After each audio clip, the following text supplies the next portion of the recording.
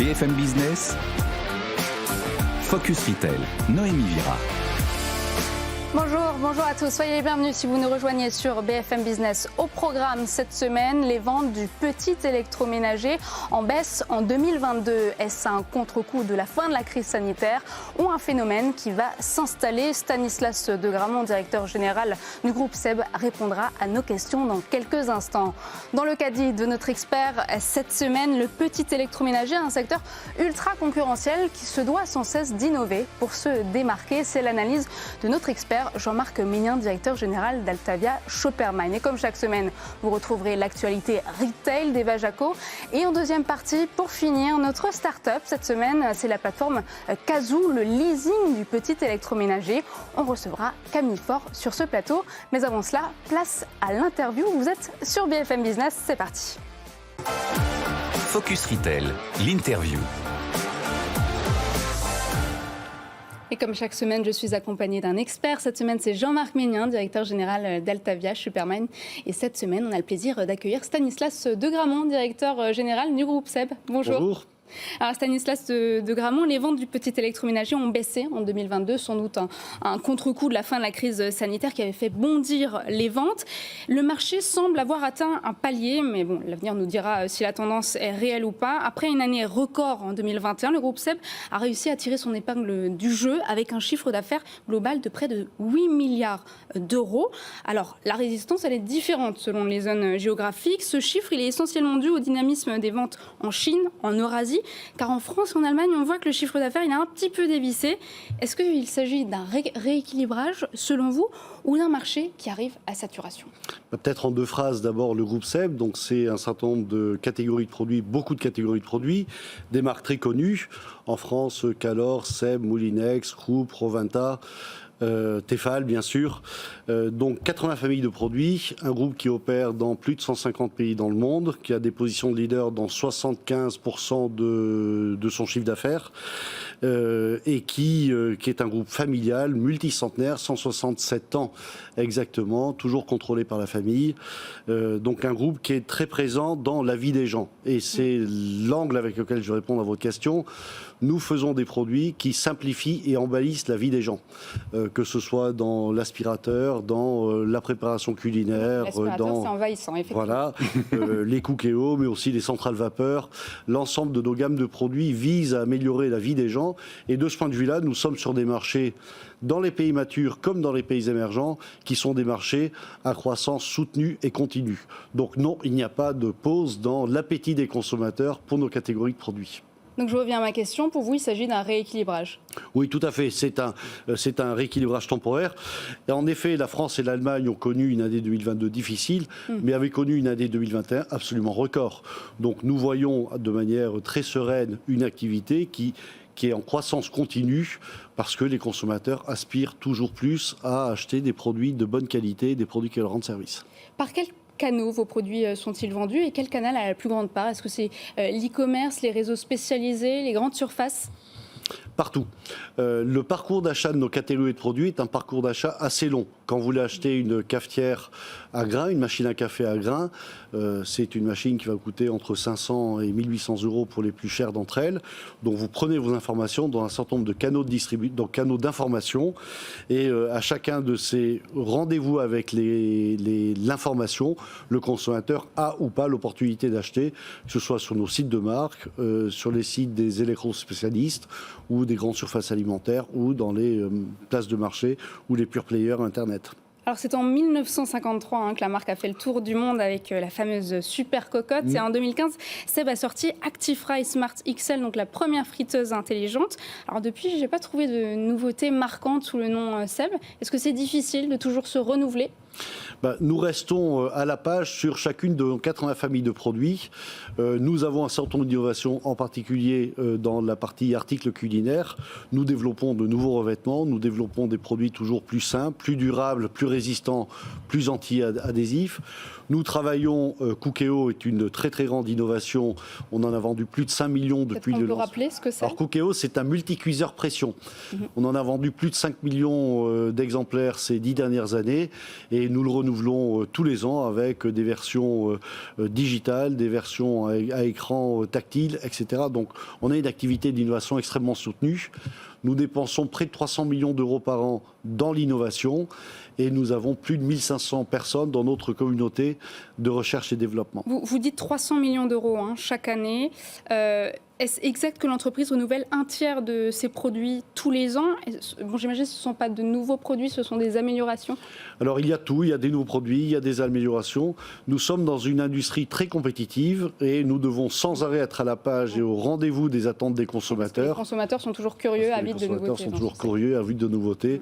Et la bonne nouvelle, c'est qu'ils sont prêts à acheter la montée en gamme que nous leur proposons.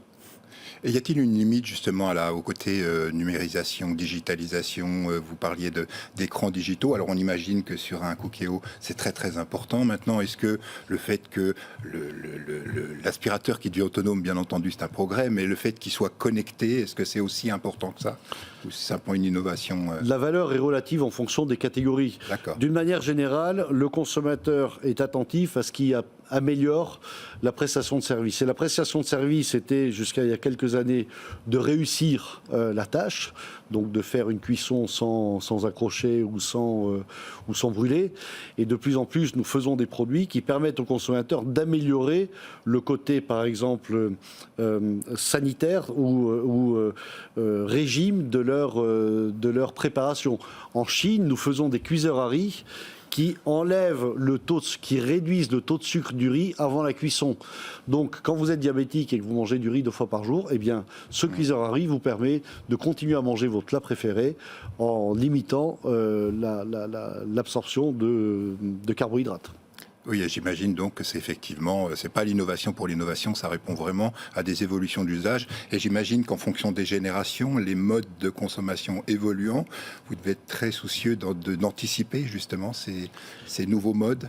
C'est ce qui rend nos métiers passionnants, c'est-à-dire que nous avons en prise directe la relation avec les consommateurs dans les 5 continents. Nous sommes l'entreprise la plus développée en termes d'empreinte géographique et donc nous sommes branchés avec les consommateurs de toutes les générations, dans tous les continents, ce qui nous permet de comprendre et de suivre et d'anticiper les besoins des consommateurs, que ce soit en Chine, en Amérique latine, en Amérique du Nord, en Europe. Et le groupe a fait ça de tout temps. C'est-à-dire qu'un des succès du groupe historique, c'est sa capacité à être en prise directe avec les consommateurs et à comprendre leurs besoins et à anticiper leurs besoins. Alors, dans un reportage de nos confrères, le groupe SEB a affirmé qu'il se vend 1 million de cocottes minutes par an. Est-ce que c'est toujours le cas ? Oui, à peu près, oui, tout à fait. Et vous avez une quarantaine d'usines dans le monde. Dites-moi si je me trompe, c'est un produit sur 4 qui est fabriqué dans l'Hexagone ? C'est un peu plus, c'est 30%. 30% de ce que nous vendons dans le monde est fabriqué en France. Et les ventes en France représentent à peu près 10% de nos ventes totales. Donc le groupe, nos usines françaises, et nous en sommes très fiers, exportent à peu près les 2 tiers de ce qu'ils fabriquent. Et quels sont les produits vendus en France ? Ce sont les produits à haute valeur ajoutée. Et quels sont les produits qui sont fabriqués hors Europe, en Chine ? Alors nous avons tendance à fabriquer en France effectivement des produits à forte valeur ajoutée, à fort contenu technologique, à fort contenu d'innovation, à fort contenu de savoir-faire. Nous pensons que maîtriser la fabrication et la production de ces produits en France est un vrai élément de différenciation et de supériorité du groupe. Effectivement, nous tendons à fabriquer dans des pays à bas coût de production des produits plus de commodité. Alors, les ventes professionnelles, ça représente 725 millions d'euros pour le groupe SEB en forte hausse, avec un bond de 15,6% en un an. Est-ce la raison pour laquelle le groupe SEB a racheté la marque italienne La San Marco, donc icône italienne des machines à café professionnelles?